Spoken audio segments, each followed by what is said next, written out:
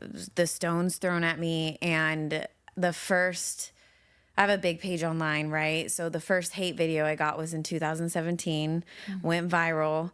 Then I had a group of trolls attack my page and flag my page. It was taken down for a certain amount. I had somebody trademark my brand claiming that I was copying her stuff. I got my song taken down, my website taken down, my podcast taken down, my YouTube channel taken down. Spiritual attack, physical attack. All over. And and that's the thing is that like I had been called a manipulator. I had been called, I mean, I went through massive like community wounds because my community was so big, and I went through the mother wound and realizing I was overly nurturing.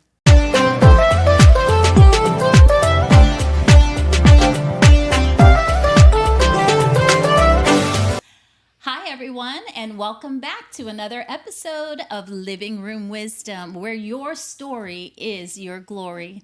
I am thrilled to introduce you today to my sister. This amazing, beautiful woman is known as the Water Heiress. The Water Heiress. And you're going to find out why. She's airy, she's fairy, but she's super grounded, extremely intelligent, and is just such an impactful entrepreneur in so many different ways. And so this is Jilly Torres. Jilly is a multifaceted visionary, a business strategist, author of the brand new book, The Waterlands. Show it off. I know, I'm like, it's here. And also she's the founder of the Water Currency, SEA. This is a movement that she has created and at such a young age has had extreme success with. She's recognized globally as the Water Heiress, and she's guided high-level entrepreneurs to reclaim their inheritance of flow, sovereignty, and regenerative success. I do speak English, by the way. So welcome. I'm so happy to finally have you here. You look stunning. You match the set. I know. I'm like perfect. The green representing the growth. Yes. And, Well, everything you do is so intentional. So let's just start there. Let's start first off, because I know everyone will be wondering. Tell us a little bit about your culture, your cultural background first. Let's start there. I know. They're going to be like, what is she? Yeah, exactly. Let's undistract you and just get to it, okay? It's so funny because being mixed, I feel like I can be like multiple people. Yes. With my hair straight, with my hair different, right? So I've seen some old pictures of you. I'm like, whoa. I know. Totally different person, right? Yeah. So I am Native American. I'm Chumash, so from Central California, indigenous to California. I'm a Cali girl through and through, okay? Also Mexican, Spanish, German, and African American. Wow. Yeah. Such a great mix. There's a huge mix, and there I'm very big on ancestry and lineage, and being mixed, it was kind of like if you're mixed and you're listening to this, my people know, right? You're like, I don't really fit in here, but then I don't fit in here. But that's the wisdom, is that you're meant to belong everywhere. Yeah, I love that. And this is a question I've never asked you before, which is fun, right? We get to ask on this platform. So I would love for you to share with me at different points in your life, because one of the things I hear often with mixed people, which it's funny because I kind of had the experience without being mixed. Both of my parents are African American. But I feel like there's this identity piece where you dip in and out of different groups looking to find your own identity. And so can you just share a little bit about that path? Because I know as of late, since I've known you, it's been heavily rooted in the Native American, but I'm sure that it wasn't always that. So can you just take us a little on that journey? A lot of my work, I've spoken on stages internationally. I am in rooms of high-level people, multiple 7-figure, 8-figure masterminds, and I find myself being the only brown woman in the room. And not only that, but at my age. And so all throughout the beginning of my career, I was navigating working with men, a lot of men.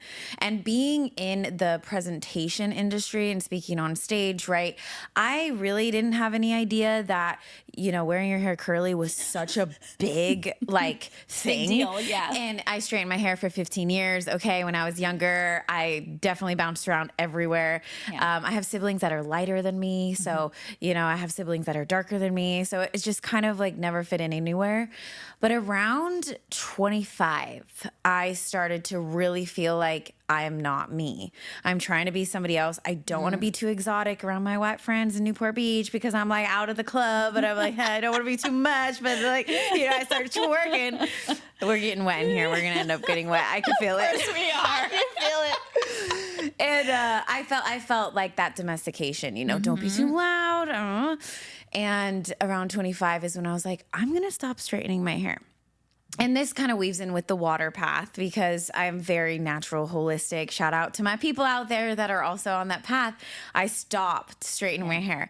And it was mind-blowing to me navigating that as a young woman in the presentation industry, speaking on stages. But you know what really hit me? Ooh, and I'm getting so many chills and I might get emotional. I'm like, whoa. Bring it. Is that when I started to really come into my femininity and my hair, Yes. very subconscious about my big hair my whole life. And I started to embrace it. I started to really learn about the hormones in the body and the pheromones and toxins that we put in our hair and how many, curly specialists told me to use all these products.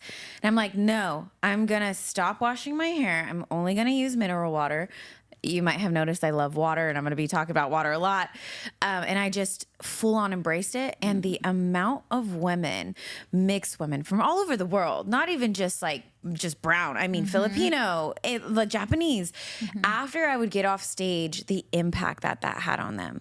And I was educated on the fact that wearing your curly hair and expressing it in this way is actually a statement because a lot of journalists are actually forced to wear their hair straight. Yeah. And I had no idea. I was like, okay. From that point, y'all, I've had so many jokes because my brand is Water Heiress, but it's spelled Heiress. And people are like, oh, the Harris, and I'm just known for it now. But that's what I really talk to a lot of women about our inheritance. And I really want to be that role model for younger women who have curly hair, that oh my goodness, what people would give to have our hair, right? It's My true. mom would say that to me all the time. Yeah. But it's deeper than that. And when you wear your hair natural and your pheromones aren't being stuffed with toxins, I write about it in my book. I have a theory about how the pheromones actually act as our magnetism. And our pheromones, that's how we choose our partners. So if Exactly. we're blocking our pheromones and not allowing our natural, truthful expression express, what else is that blocking? And I'm not one to be like super crunchy and like, oh my gosh, you can't wear your hair straight. Like I just straightened my hair for a wedding the other year. So it's like, it's an invitation to really look at your natural expression as a woman. I think of it as a reclamation. And for myself, I went natural. Growing up, my mom did relaxers and Oh my gosh, the pressing me too. comb and burnt the hell out of me multiple Me too. times. And I think numerous beatings came from her just saying, I want to do your hair, right? And me running. Oh yeah. Oh yeah. Oh yeah. But my reclamation happened when I got pregnant with my first child because I think that there was this piece of me that just wanted to give all to her and didn't want to be burdened or bogged down by society's beauty standards. Yes, but also the amount of effort that it takes as a Black woman Absolutely. to maintain that hair. So I freaking shaved it off. And if I tell you my family freaked out, what the hell did you just do, right? I had beautiful hair, but to be honest, I wore it in a little chignon ponytail all the time, like Sade. You know what I mean? This is really important topic because in groups of women, there becomes, even in the natural realm, I'll give this example, why I like to tell people I'm not like the crunchy police, right? Because in the community of women that are waking up to toxins right now in beauty products and that whole conversation, there can be this policing of beauty. Yeah. There can be this like, oh, well, if you're going to get extensions, then you're not truly beautiful. Or it kind of becomes this judgmental bubble. And one of the things that I talk about a lot in my work, and especially actually the water codes in our body. Like we're all made out of water. We all have specific DNA genes that are expressed. And in those genes, we're meant to be diverse and we're meant to be different. And there's these beauty standards of women. This is it right now. Everybody follow it. Oh, don't shave your legs. No, I'm a millennial. So, you know, it's kind of cool right now not to shave your legs or shave your armpits is a thing. And I'm like, I like shaving my legs. I'm gonna, and even though I'm like a hippie at heart, it's interesting to be able to take a step back and look at those beauty standards per generation and see how we're upholding them by not truly being our authentic selves and that's really what it comes down to. Absolutely. And that's why I call it a reclamation, because the minute I shaved that head, I felt so liberated. Oh my gosh. It was like a whole new me. I cut off my hair because my hair wouldn't curl anymore. So I had to cut it and put it in braids. And then it's like you rediscover yourself as that hair is growing out of your head. Absolutely. Right? Yeah. So, okay. So this was you fitting into these different realms and environments and potentially like passing in this culture, passing in that culture, right? So at what point did you dive deep into your more Native American side, and what kind of inspired that? The water. The water. Yeah, of course. The water. Everything is the water. So if I can explain this really simply, my actual like trade, how I made money throughout my 20s was selling water systems. Healthy water for your body, cleanse, detox. That was my whole thing. I test water. I travel all over the world. I've spoken on stages in Italy and Germany and Japan. And I had an obsession with studying water. I know. Have. It's true. I still test water. Like I have literally, a little kit. I think of water, I think of Jilly. That's how well she's branded herself. Like, well, and this is where it gets deeper, because I don't say on brand, I say on legacy. Yes. Because here's where it really connects to the Native American indigenous lineage, where I found myself, I had a massive healing. When I was 22, I found out I had ovarian cysts. I had 4 of them, painful cycles, the whole thing. Really, really, I mean, the issues were coming out. I had acne all over my back. I was losing my hair, and I fainted, and I went to the ER. Very scary. And they found 4 cysts in my ovaries. At that time, one of my friends told me to drink this special water, hydrogen water. Drank it, 3 weeks, go in to get my laparoscopy, and my cysts are gone. That's what started me on the path, okay? And I write about it in my book about how my womb initiated me and how the womb is water, and the blood in our womb is essentially what makes the baby. And I mean, when you go deep into the water codes in my book, it starts to make sense. And so as I started developing that and my love for water, I was raised in the Central Coast. So what a lot of people don't realize is that when you're near water, it actually does something to the brain. It does something to your heart rate. So one of the ways that we can weave this in, if anybody's into nervous system work, I call it applying the water lens into every equation and every conversation. Every conversation. I don't care if you're talking about mindset. I don't care if you're talking about psychology. I don't care if you're talking about nervous system. I don't care if you're talking about NLP. I don't care if you're talking about, yoga. We have to look at the water body and how it's coming with us on that journey.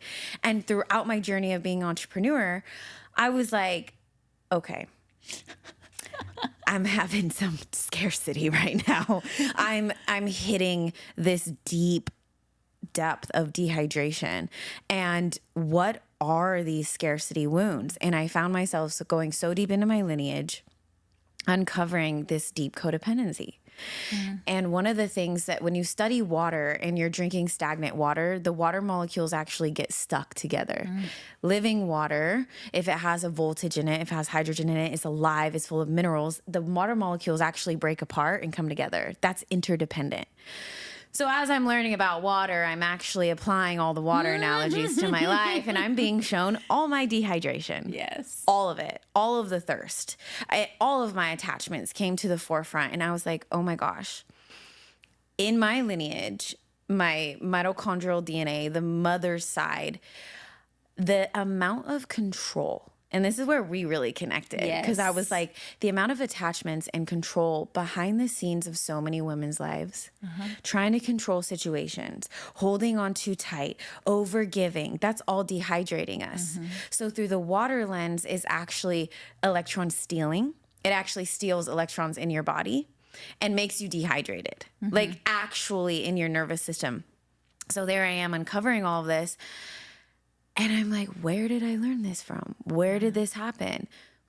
Go through the lineage, go through our ancestry. I have a book this big of my ancestry. Wow. Really powerful. When the mission system first came into California and my native ancestors were baptized, like I have all that paperwork. Wow. Oh yeah. So I was like, a lot of trauma.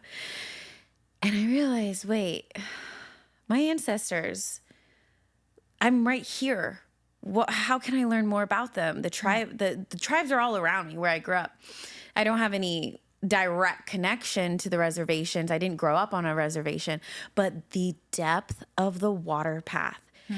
As soon as I heard that in my tribe, there is a role called a water protector, my whole like brain DNA just blasted open. And I was like, I think this is what I'm doing in modern day.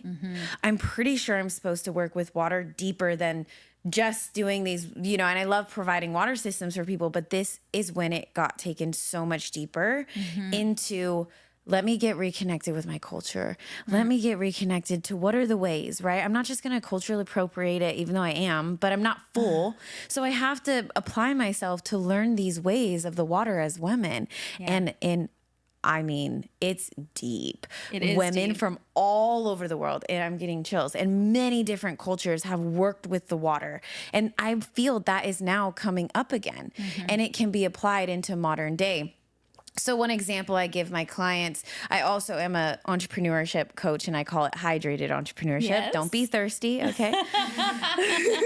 That part. Those salespeople out there, they're thirsty. They're creating codependency with people, and we just don't realize how hydration can be so regenerative.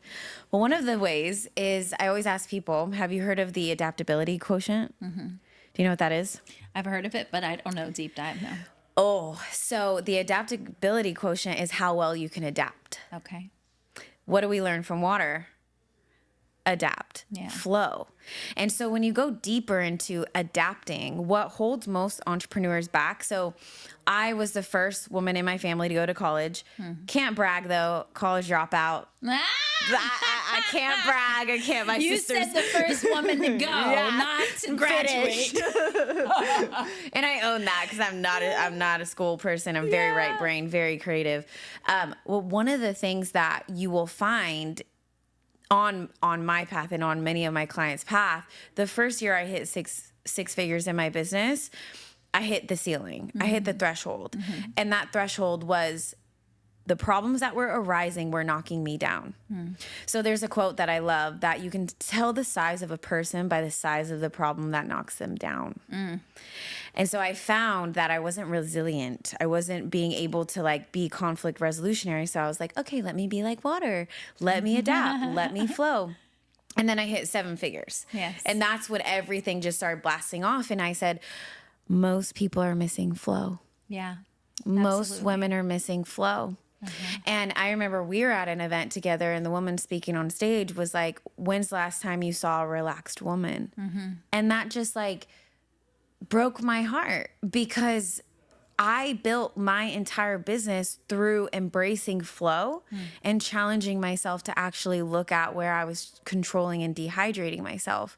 And my mission is to bring that to women. And essentially, the way I say it is I get wet. There you go. We're here to get wet. I like the word moist. Moist, yes. Kind of grosses a lot of people out, but it's such a sensual, embodied word. Yes. Moist in the in the tendons or the muscles or the connections and just everywhere. Well, I resisted saying wet because there's actually science behind this. So there's a lot of science behind getting wet in the body. And when a woman is actually checking her fluids down there at certain times a month, It's so important to do because it actually reflects our fertility.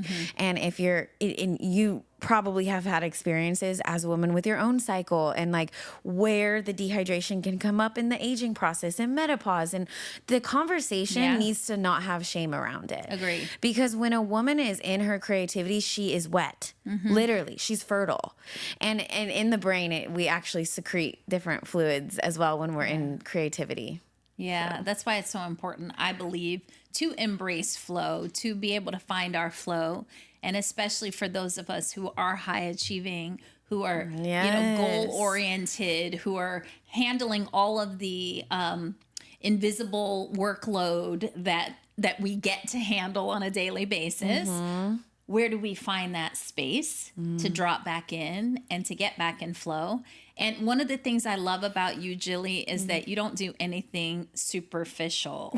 Like she locks into a topic or a curiosity or an inquiry, and you go deep. And I love that. So I do have a question for you here. Your brand, the Water plus Currency, right? Water plus Currency. And your identity as the Water Heiress, not the Water Heiress. Yeah. Speak to deeper metaphors of flow, inheritance, and sovereignty. So what first led you to the unique water story and identity? Because it's one thing to be, marketing and sharing the water. It's another thing to embody the water, which is what you've done. Exactly. So here, I'll bring some of my ancestral wisdom here.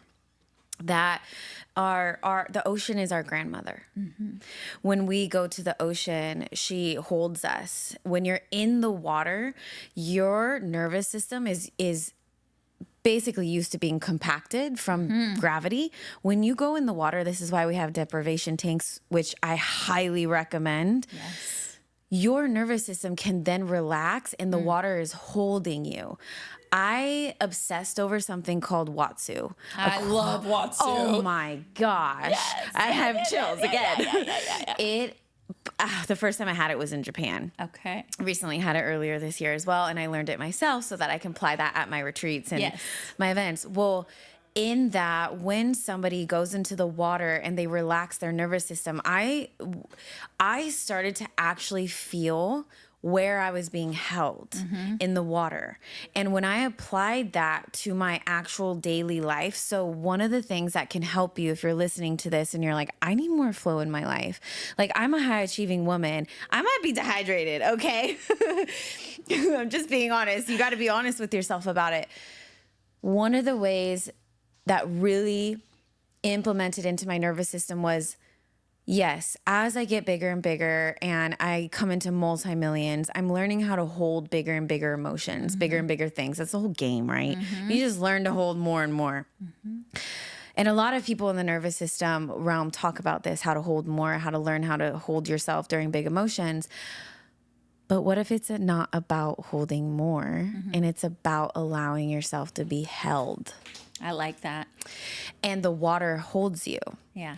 And so when we're talking about my brand and the water mission, it's more than just the, okay, let's go play in the water, let's go get wet, fun women. Like, the codes are actually deeper in our bodies, that we need to be reminded of that trust and that sovereignty that we have, that connection with God that we have in our physical bodies. Because when we allow ourselves to be held by Creator, by God, whatever your beliefs are, when we allow ourselves to be held, that's when we get wet.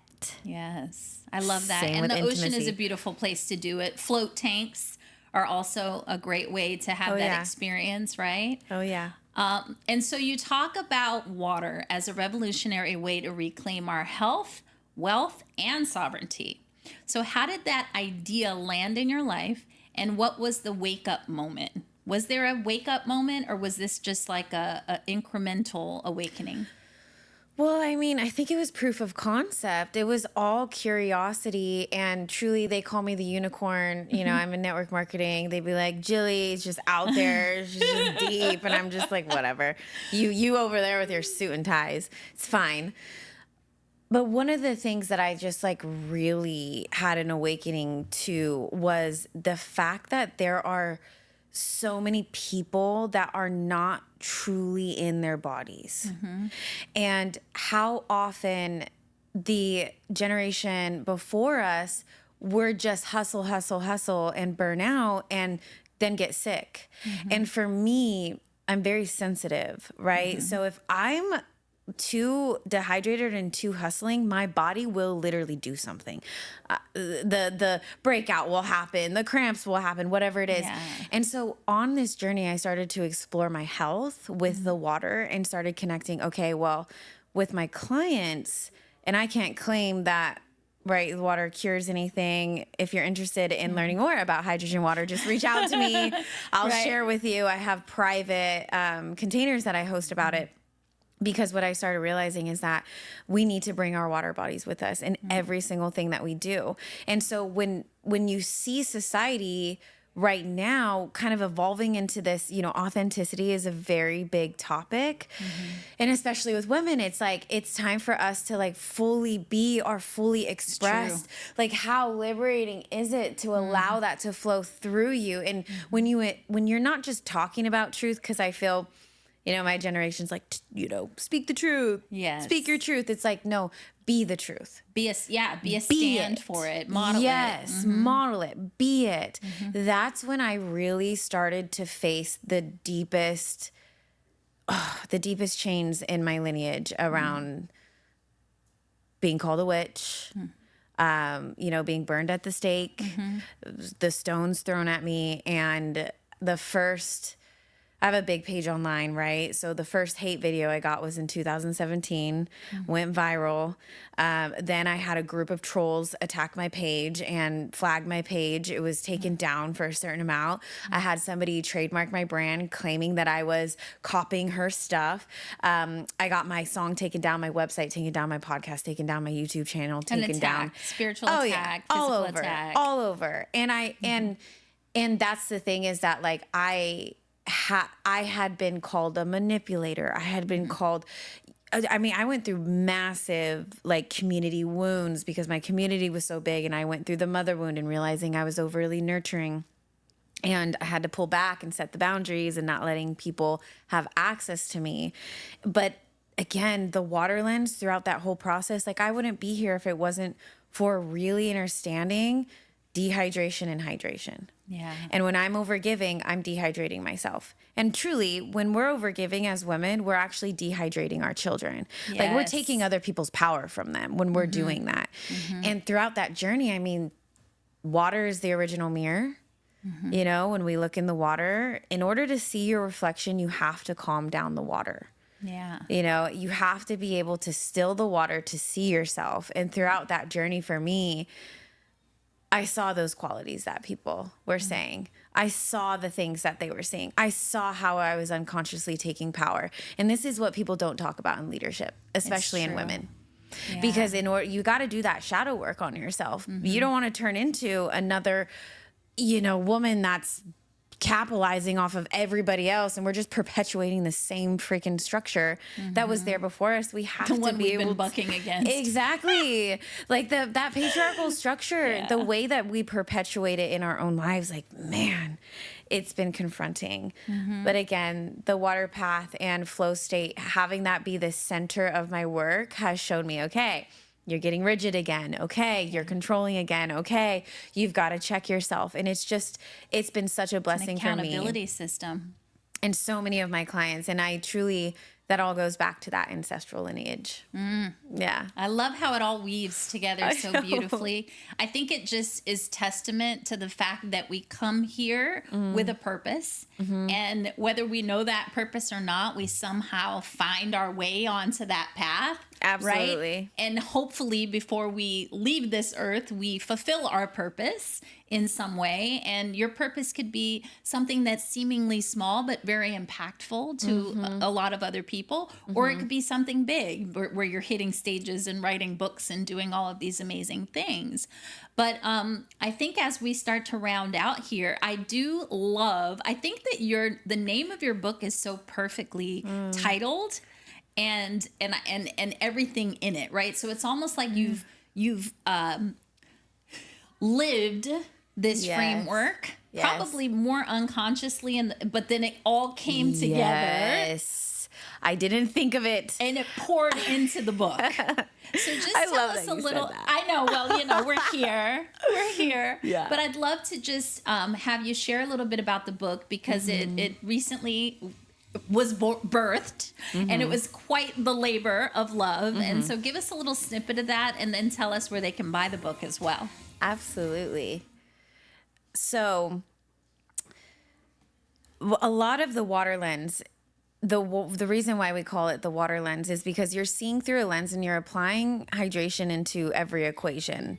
Okay, so when you're looking at life in general, you're able to see, okay, is there flow here or is there not flow here? Is this dehydrated or is this hydrated? And you want it to be hydrated because it's regenerative. But for me, I didn't have this, in coaching, they tell you make the framework. Yes. And then build the movement. Yeah. And then da-da-da. You did it backwards. I did it backwards in such a right brain way. And it's taken me years to actually comprehend what this concept. So the whole premise of the book, I have a song called Liquidate That Asset. Nice. Okay. So it basically means when you're looking through a water lens at the body, when we go through certain things in life, if we're going to bring in and integrate the fascia and why do we have certain scar tissue? Well, water holds memory. Yes. So we actually have, and one of my clients and my co-authors, she wrote the fascia chapter. It's amazing. Read it. I highly recommend it. Basically, whatever we go through in life, those stories get stored in our fascia and in our waters in our body. I used to be a massage therapist. I know. And this is it's mind-blowing. It's so good. Yeah. And that part of us is frozen in time. Yeah. And so when we liquidate, yes, it's frozen. Exactly. A lot of people give me this reflection that the water lens talks a lot about alchemy because you're going from one element to the next. And people think I'm just about water. It's not just about water. It's actually about all the elements because water can be all the elements: solid, liquid, gas, plasma. Yes. Anyways, that's a depth in the book. But really, why I bring these codes forth is because they're already out there. Okay, so whether you're a massage therapist, whether you're a mindset coach, whether you've worked in psychology, whether you're a yoga teacher, whether you're any of these topics, when you actually learn the water lens, it literally connects them all. Love it. And when they connect them all, one of the things people love about the water codes is the codes around money. Yeah. Currency of the sea, cash flow, liquidation, liquid assets, banks, river banks. Why are all these money words water words? And when you really take a step back and you learn about the system, and I went so deep here. I mean, when we're talking about sovereignty, I went into the whole system. But there's reasons for it. Yeah. And so the invitation, if you're new to this work, is to see water as a medium, because it truly is a medium. The fascia network in your entire body is the highway. So water in the body is responsible for communication. When you're hydrated, that communication will happen faster. And this integrates, there's a new science coming out called quantum biology, and it's essentially integrating what's called the fourth phase of water into science, which they didn't find out until after the 2000s. So all of this water information, whether it's on hydrogen science, fascia, it's fairly new. Yeah. And as we're learning about it and as it comes forth, I take that and I apply it to my life and all these other facets so that I can actually understand how to make it rain. How to make it rain, baby. How to make it rain. And our bodies are majority. I mean, we're water. Oh, yeah. We're water. I know. So learning to work with it and what summons it.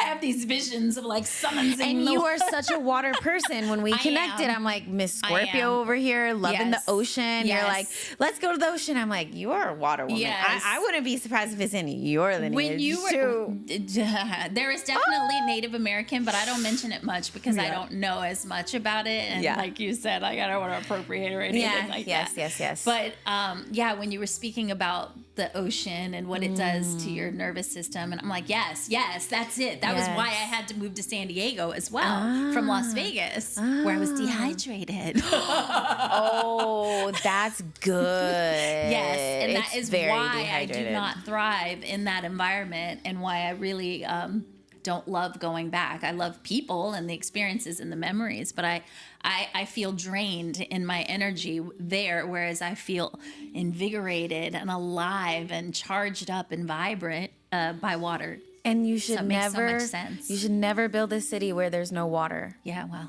then there's that. That there's a whole lens to that colonization, and they're building cities where there aren't water, and so they're having to steal water from other places. So Oh, yeah. there's a big mission as well with the water and what's going on with the water in the world too. So There's so much. I feel like with the plethora of knowledge and just all of the different directions that we can go in conversation, this should be like a series. Yeah. But I'm just happy we were able to at least have this conversation, share the knowledge, specifically the new book, the baby, and just your wealth of insight and wisdom at such a young age, and with so many accomplishments, worldly accomplishments, and more spiritual human accomplishments. And so with that, I just want to thank you again for being here. Where can everybody connect with you? So you can find my book on Amazon, or you can go to waterlensbook.com, and it's called The Water Lens. You can also find me on Instagram, Water Heiress. I also have a website, waterheiress.com. You can check out all of our courses. We host seminars. We just finished our 400-person seminar in Phoenix. Beautiful. And I'm really building the book in a way that the movement is able to reach multiple cultures. So there's going to be a lot of book translating and global water movement. Yeah, it's so exciting. And I feel grateful. I feel grateful. Anytime we have conversations, the water in my body starts to move. I know. It's like I'm internally surfing, right? And normally I get to like riff with her more. I'm trying to like be all contained. And we don't do that. No, we don't do that. But this was a lot of fun, and I'm just really happy that everyone got an opportunity to connect and feel your energy. Thank you. Thank you all for joining another episode of Living Room Wisdom. We're going to have all the show notes for how you can connect with Miss Jilly, the Water Heiress, not the Water Heiress.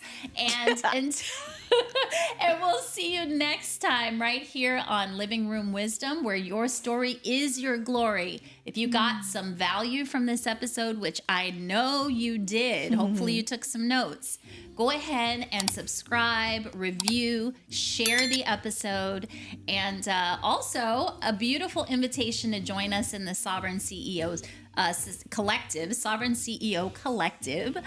This is something exciting that we're putting together so that you can align yourself with like-hearted, like-minded women like Jilly and a lot of our other guests. So if you're interested, go ahead and visit the link, and we'll see you next week. Have a wonderful day. Bye. Stay wet. Stay wet.